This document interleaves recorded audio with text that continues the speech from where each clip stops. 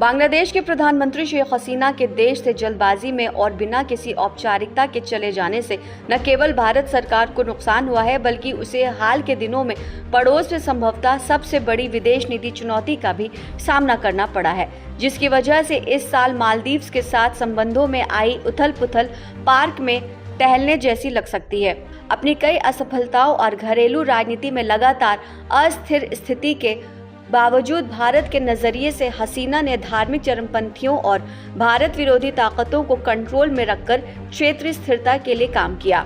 NSA Ajit Doval ने Hindon airbase पर हसीना से मुलाकात की। बहरहाल भारत की ओर से देर शाम तक ढाका में हुए घटनाक्रम पर कोई आधिकारिक प्रतिक्रिया नहीं आई, जिसने हसीना के खिलाफ विरोध प्रदर्शन को बांग्लादेश का आंतरिक मामला बताया था।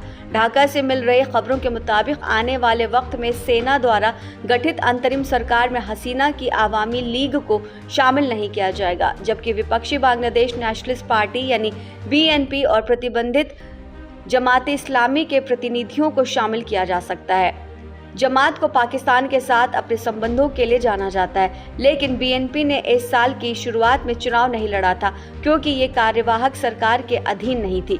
बीएनपी ने भारत विरोधी भावनाओं को भड़काने का कोई मौका नहीं गंवाया।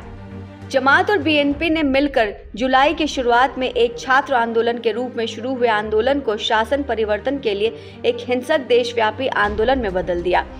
वहीं भारत को उम्मीद होगी कि सेना नई सरकार पर एक नर्म असर डालेगी। फिर भी बहुत कुछ है जिसके बारे में उसे चिंता होगी। हसीना के नेतृत्व में बांग्लादेश में राजनीतिक स्थिरता ने भारत को देश में आर्थिक विकास पर ध्यान केंद्रित करने की इजाजत दी, जिसे सरकार अपने पूर्वोत्तर इलाके के विकास में एक अपरिहार्य भागीदार के रूप में भी देखती है। ऊर्जा और कनेक्टिविटी पर ध्यान केंद्रित करने वाली विकास साझेदारी फली फूली।